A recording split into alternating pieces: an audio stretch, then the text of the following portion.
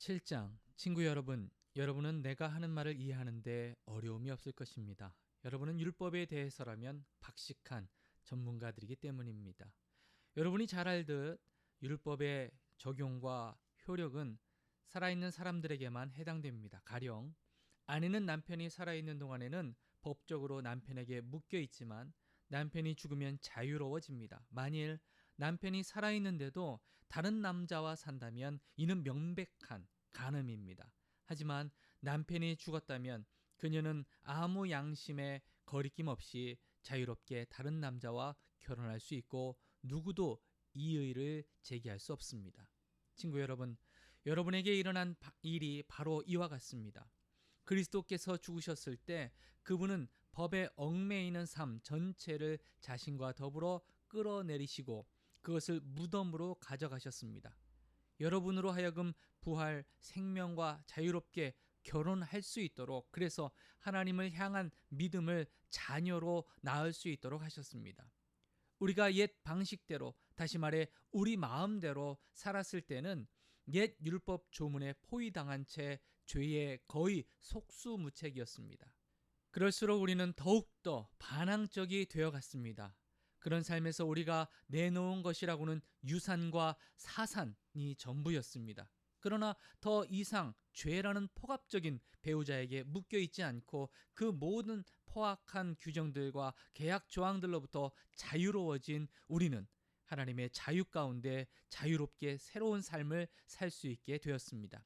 아마 이런 질문이 나올 수 있습니다. 율법 조문이 그렇게 나쁜 것이라면 죄와 다를 바 없다는 것이군요. 아닙니다. 분명 그렇지 않습니다.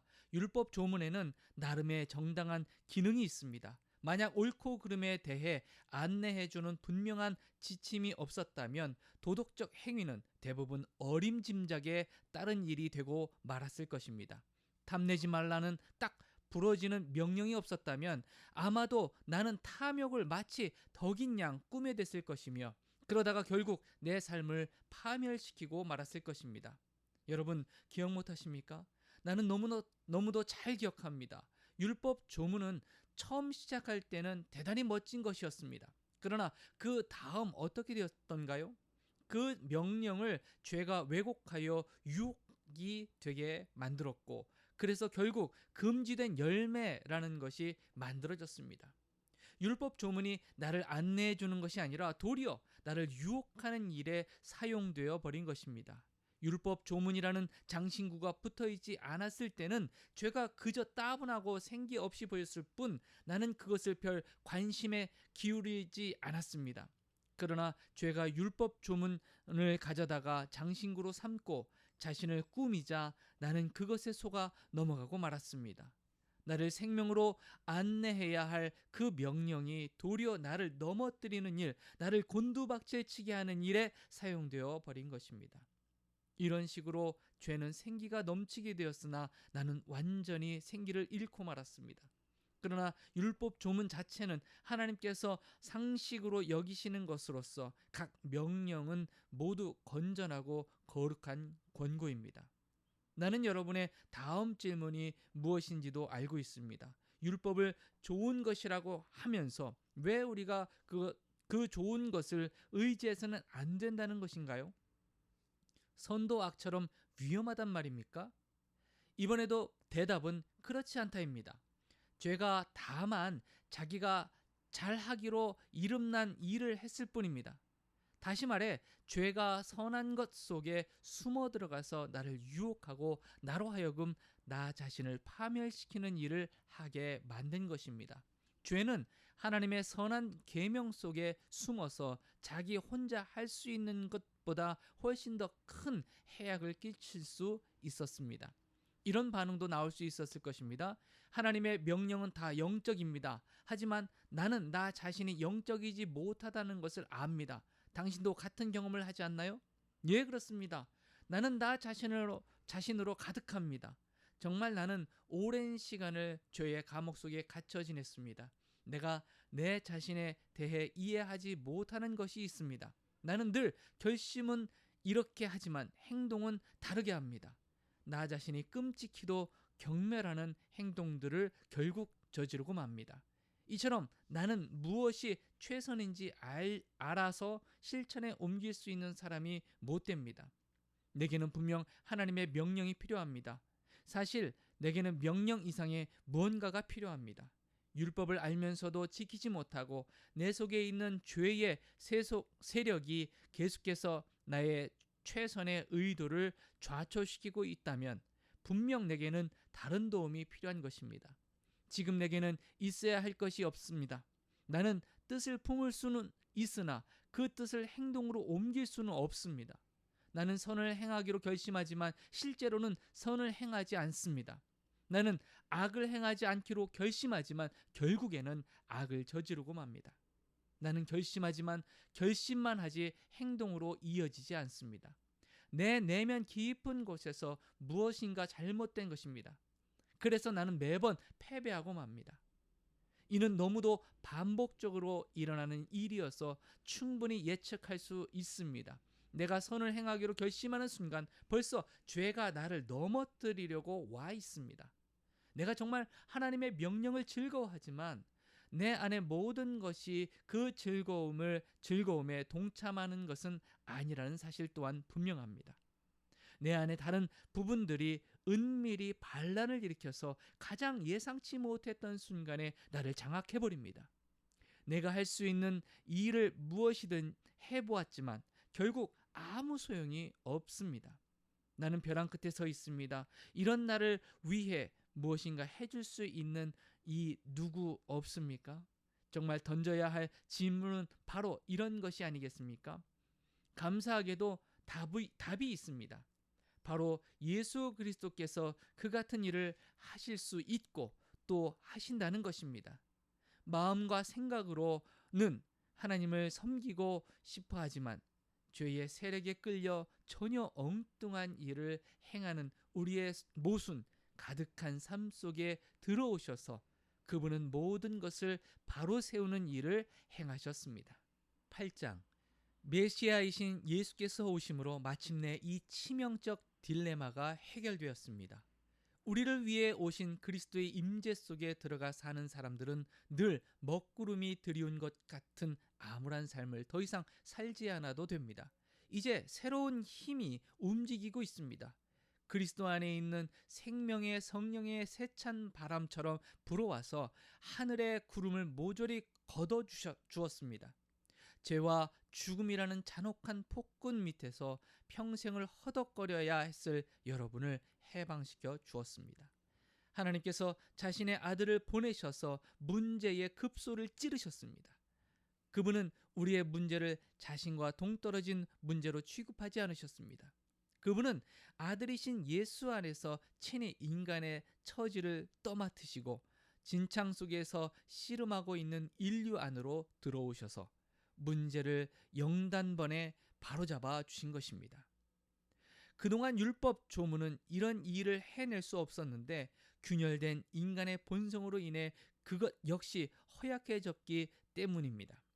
율법은 언제나 근본적 치유가 아니라 죄에 대한 미봉책이었을 뿐입니다. 그러나 마침내 그동안 응할 수 없었던 율법 조문의 요구에 우리가 응할 수 있게 되었습니다. 우리는 우리가 한층 더 노력해서가 아니라 오직 성령께서 우리 안에서 행하시고 계신 일을 우리가 받아들임으로써 그렇게 된 것입니다. 자기 힘으로 할 수 있다고 여기는 사람들은 늘 자신의 도덕적 힘을 재보는 일에만 몰두할 뿐 정작 실제 삶에서 그 힘을 발휘하여 일하지는 못합니다. 반면에 자기 안에 일하고 계신 하나님의 활동을 신뢰하는 사람들은 자기 안에 하나님의 성령이 살아 숨쉬고 계신 하나님이 계시다는 사실을 발견하게 됩니다. 자기 자아에 사로잡힌 사람들은 결국 막다른 길에 이를 뿐입니다. 그러나 하나님께 주목하는 사람들은 탁 트이고 드넓은 자유로운 삶 속으로 끌려 들어갑니다. 자기 자아에 집중하는 것과 하나님께 집중하는 것은 극과 극입니다. 자기 자아에 몰두하는 사람들은 하나님을 무시하고 결국 하나님보다 자기 자아에 더 많이 몰입하게 됩니다. 그런 사람들은 하나님과 하나님의 행하시는 일을 무시합니다. 그러나 하나님은 결코 무시당하는 것을 기뻐하시는 분이 아닙니다. 하나님께서 친히 여러분의 삶 가운데 사시기로 하셨다면 이제 여러분은 하나님보다 여러분 자신에 대해 더 많이 생각할 수 없습니다. 보이지 않지만 분명히 현존하시는 하나님이신 그리스도의 영을 아직 모셔드리지 않은 사람들은 지금 우리가 하는 말을 이해하지 못할 것입니다. 그러나 그분을 모셔드린 여러분, 그분이 내 안에 사시는 여러분은 비록 지금도 죄로 인한 한계들을 경험하지만 하나님의 생명으로 사는 삶을 경험하고 있습니다. 예수를 죽은 자 가운데서 일으키신 살아계신 하나님께서 여러분의 삶 속에 들어오신 것입니다. 그렇다면 그분이 예수 안에서 행하셨던 것과 같은 일을 여러분 안에서도 행하셔서 여러분을 그분을 향해 살아나게 만드시리라는 것은 너무도 분명하지 않습니까? 하나님께서 여러분 안에 살아 숨쉬고 계시다면 이것도 예수 안에서처럼 여러분 안에서도 분명한 사실입니다. 여러분은 실로 죽은 삶으로부터 건진받은 것입니다. 여러분 안에 사시는 그분의 성령으로 말미암아 여러분의 몸도 그리스도의 몸처럼 살아나게 될 것입니다. 우리는 자기 힘을 믿고 사는 옛 삶에게는 한 푼도 덕을 본 적이 없습니다. 그런 삶은 우리에게 유익한 것이 전혀 없습니다. 우리가 해야 할 최선은 그 삶을 땅에 묻고 새로운 삶을 시작하는 것입니다. 하나님의 영이 우리를 손짓해 부르고 계십니다. 해야 할 일들, 가야 할 곳들이 얼마나 많은지요. 하나님께 받은 이 부활 생명의 삶은 결코 소심하거나 무거운 삶이 아닙니다. 이는 기대 넘치는 모험의 삶, 어린아이처럼 늘 하나님께 다음은 뭐죠? 아빠? 라고 묻는 삶입니다. 하나님의 영이 우리의 영을 만지셔서 우리가 정말 누구인지 확증해 주십니다. 우리는 하나님이 어떤 분이시고 우리가 누구인지를, 곧 그분은 우리의 아버지이시며 우리는 그분의 자녀라는 것을 알게 됩니다. 뿐만 아니라 장차 우리에게 주어질 믿을 수 없을 만큼 엄청난 상속에 대해서도 알게 됩니다. 우리는 그리스도께서 경험하시는 것을 그대로 경험합니다. 그러므로 여러분, 지금 우리가 그분과 더불어 힘든 때를 보내고 있다면 분명 우리는 그분과 더불어 좋은 때도 맞게 될 것입니다. 그런 이유로 나는 현재 우리가 겪고 있는 힘든 때와 장차 우리에게 다가올 좋은 때는 서로 비교조차 할 수 없다고 생각합니다. 이 창조 세계 전체는 장차 자신에게 다가올 그 무엇을 손꼽아 기다리고 있습니다. 창조 세계 안에 모든 것이 얼마 동안 제어를 당하고 있습니다.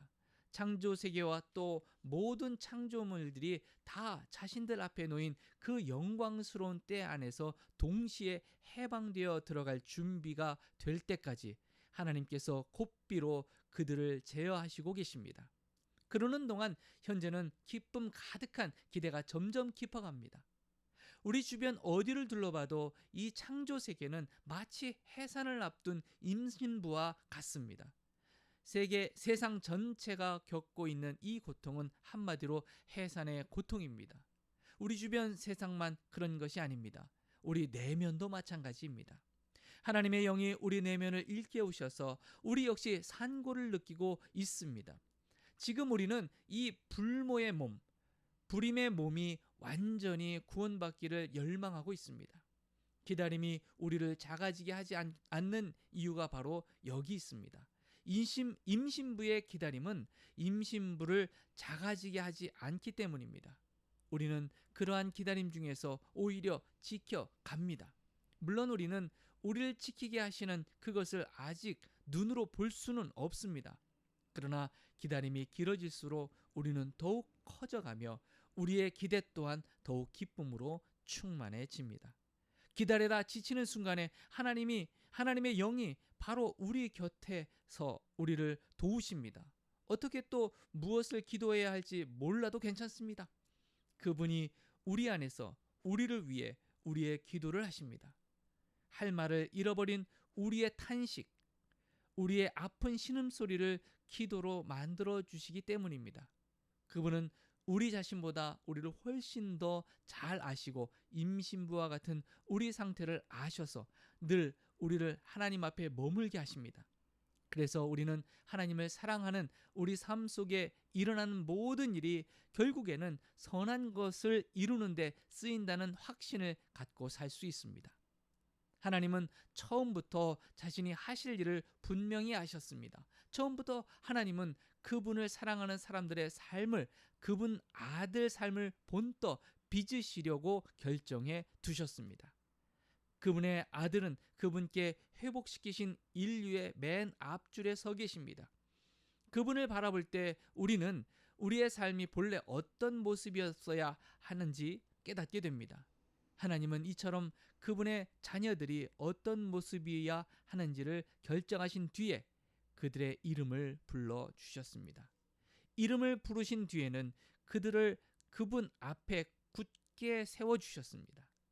또한 그들을 그렇게 굳게 세워주신 뒤에는 그들과 끝까지 함께 하시며 그분이 시작하신 일을 영광스럽게 완성시켜 주셨습니다. 여러분 어떻습니까? 이처럼 하나님이 우리 편이 되어주셨는데 어떻게 우리가 패배할 수 있겠습니까? 아들을 보내셔서 우리 인간의 처지를 껴안으셔서 죄악의 일을 감수하기까지 하신 하나님, 그 하나님께서 우리를 위해 자신의 전부를 주저없이 내놓으셨다면 그분이 우리를 위해 기꺼이 아낌없이 하시지 않을 일이 무엇이 있겠습니까? 누가 감히 하나님께서 택하신 이들을 들먹이며 그분께 시비를 걸 수 있겠습니까? 누가 감히 그들에게 손가락질할 수 있겠습니까? 우리를 위해 죽으신 분, 우리를 위해 다시 살아나신 분께서 지금 이 순간에도 하나님 앞에서 우리를 변호하고 계십니다. 그 무엇이 우리와 우리를 향하신 하나님의 사랑을 갈라놓을 수 있겠습니까? 절대 있을 수 없습니다. 고생도 난관도 증오도 배고픔도 노숙도 위협도 협박도 심지어 성경에 나오는 최악의 죄들도 마찬가지입니다. 당신을 증오하는 자들은 눈 하나 깜빡 안고 우리를 죽입니다. 그들의 손쉬운 표적인 우리는 하나씩 하나씩 처치됩니다. 그 무엇도 우리를 동요시키지 못합니다. 예수께서 우리를 사랑하시기 때문입니다. 나는 절대적으로 확신합니다. 그 무엇도 산 것이든 죽은 것이든 천사적인 것이든 악마적인 것이든 현재 것이든 장래 것이든 높은 것이든 낮은 것이든 생각할 수 있는 것이든 생각할 수 없는 것이든 절대적으로 그 무엇도 우리를 하나님의 사랑에서 떼어놓을 수 없습니다. 우리 주 예수께서 우리를 꼭 품어 안고 계시기 때문입니다. 9장, 내게는 늘 지고 다니는 큰 슬픔이 하나 있습니다. 여러분이 그것을 알아주었으면 합니다. 이는 내 마음 깊은 곳에 자리하는 큰 고통이며 나는 한 번도 거기서 벗어나 본 적이 없습니다. 이는 결코 과장이 아닙니다. 그리스도와 성령께서 나의 증인이십니다. 바로 이스라엘 백성에 관한 이야기입니다. 내가 메시아께 저주를 받더라도 그들이 그분께 복을 받을 수 있는 길이 있다면 나는 조금도 주저하지 않고 그렇게 하겠습니다. 그들은 내 동족입니다. 우리는 더불어 자랐습니다. 그들에게는 없는 것이 없었습니다. 동족, 영광, 언약, 계시, 예배, 약속들. 더욱이 그들은 메시아이신 그리스도께서 태어난 민족이기도 합니다. 그리스도는 모든 것을 다스리는 하나님이시며 영원히 그러하십니다. 하나님께서 뭔가 일을 제대로 못하신 것이 아니냐는 생각은 잠시라도 품지 마십시오. 문제의 발단은 많이 거슬러 올라갑니다. 혈통에 따른 이스라엘 사람이라고 해서 처음부터 다 영에 따른 이스라엘 사람인 것은 아니었습니다. 이스라엘 사람이라는 정체성을 부여해 준 것은 아브라함의 장자가 아니라 하나님의 약속이었습니다.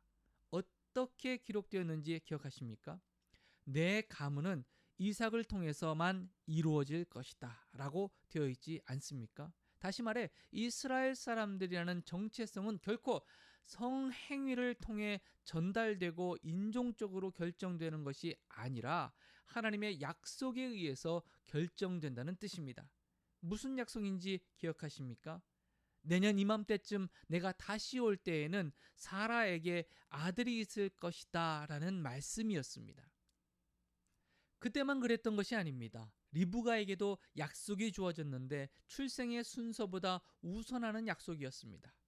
리브가가 우리 모두의 조상인 이삭의 아이를 가졌을 때, 또 그 아이들이 아직 아무것도 모르는 선도 악도 행할 수 없는 태였을 때, 이미 그녀는 하나님께서 특별히 보증의 말씀을 들었습니다. 이처럼 하나님께서 하신 일을 살펴볼 때 우리가 분명히 알게 되는 것이 있습니다. 그분의 목적은 우리가 무엇을 하고 안 하고에 달려 있지 않습니다. 그것은 이루어질 수도 있고 안 이루어질 수도 있는 그런 것이 아니라 그분의 결정에 의해 결정되고 그분의 주도로 확정된 확실한 무엇입니다. 하나님은 리브가에게 너의 쌍둥이 중에 둘째가 첫째보다 뛰어날 것이다 라고 말씀하셨습니다. 후에 이 말씀은 나는 야곱을 사랑했고 에서는 미워했다는 딱딱한 경고 형태로 등장합니다. 이것을 두고 우리가 하나님은 불공평하시다고 불평할 수 있을까요?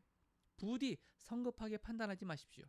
하나님은 모세에게 이렇게 말씀하셨습니다. 자비도 내가 베푸는 것이고 긍휼도 내가 베푸는 것이다. 다시 말하면 긍휼은 우리의 동정어린 심정이나 도덕적 노력으로 비롯되지 않고 하나님의 자비에서 비롯된다는 말씀입니다. 하나님께서 바로에게 하신 말씀도 같은 요지의 말씀입니다. 나는 나의 구원 능력이 펼쳐지는 이 드라마에서 너를 단역으로 쓰려고 골랐다. 이 모든 이야기를 한마디로 하면 결정권은 처음부터 하나님께 있다는 것입니다. 하나님께서 이 일을 주도하셨고 우리는 그 일에서 좋은 역할이든 나쁜 역할이든 우리 역할을 할 뿐입니다. 이렇게 이 일을 제기하시렵니까? 모든 것을 다 하나님이 결정하시는 것이라면 어떻게 하나님이 우리에게 책임을 물을 수 있단 말인가? 큰 결정은 이미 다 내려져 있는데 대체 우리가 할 수 있는 것이 무엇이란 말입니까? 대체 여러분은 누구이기에 이런 식으로 하나님에 대해 이러쿵저러쿵 할 수 있다고 생각하는 것입니까? 사람이 감히 하나님을 문제 삼을 수 있다고 생각하십니까? 진흙이 자기를 빚고 있는 손을 향해 왜 당신은 나를 이런 모양으로 만들고 있습니까? 하고 묻는 법은 없습니다. 한 진흙덩이로는 꽃을 담는 병을, 또 다른 진흙덩이로는 콩조리용 항아리를 만들 수 있는 완전한 권리가 토기장에게 있는 것이 분명하지 않습니까? 하나님께서 당신의 노여움을 보여줄 목적으로 한 모양의 도기를 특별히 고안하시고 당신의 영광스러운 선을 보여줄 목적으로 또 다른 모양의 도기를 정교히 제작하셨다는 것에 대체 무슨 문제가 있을 수 있겠습니까? 전자나 후자나 또는 두 경우 모두의 유대 민족이 해당될 때가 있었고 이는 다른 민족들의 경우도 마찬가지입니다. 호세아가 이를 잘 표현해 줍니다. 내가 이름 없는 사람들을 불러 이름 있는 사람들로 만들겠다. 내가 사랑받지 못한 사람들을 불러 사랑받는 사람들로 만들겠다. 사람들이 이 하찮은 것들이라고 퍼붓는 그곳에서 하나님의 살아있는 자녀들이라고 불리게 되리라. 이사야도 이런 사실을 역설합니다. 해변의 모래알 하나하나에 다 숫자가 매겨지고 그 합한 것에 하나님이 택하신 사람들이라는 라벨이 붙더라도 그것들은 여전히 숫자에 불과할 뿐 이름이 아니다. 구원은 택하심을 통해 오는 것. 하나님은 우리를 수로 세지 않으신다. 그분은 우리를 이름으로 부르신다. 산술은 그분의 관심이 아니다. 이사야는 앞날을 정확히 내다보며 이렇게 말했습니다. 능하신 우리 하나님께서 우리에게 살아있는 자녀를 유산으로 남겨주지 않으셨더라면 우리는 유령 마을처럼 소돔과 고모라처럼 되고 말았을 것이다. 이것을 모두 종합해 보면 무슨 말입니까? 하나님께서 하고 계신 이 일에 관심 없어 보였던 사람들이 실제로는 하나님이 하고 계신 일, 곧 그들의 삶을 바로 세우시는 하나님의 일을 받아들였습니다. 그러나 하나님께서 하고 계신 일에 대해 읽고 이야기하는 일에 그토록 관심 많아 보였던 이스라엘은 결국 그것을 놓치고 말았습니다. 어떻게 그들이 그것을 놓칠 수 있었던 것일까요? 그들이 하나님을 신뢰하는 대신에 자기 자신을 앞세웠기 때문입니다. 그들은 자기들이 하고 있는 일에 푹 빠져 있었습니다. 그들은 자신들의 하나님 프로젝트에 너무도 푹 빠져 있어서 그만 바로 눈앞에 계신 하나님을 주목하지 못했습니다. 길 한복판에 우뚝 솟은 거대한 바위 같은 그분을 말입니다. 그들은 그분과 부닥쳤고 큰 대자로 쭉 뻗어버리고 말았습니다. 이번에도 이사야가 은유를 통해 이를 잘 표현해 줍니다. 조심하여라, 내가 시온산으로 가는 길에 큰 돌을 놓아두었다. 너희가 피해 돌아갈 수 없는 돌을 두었다. 그런데 그 돌은 바로 나다.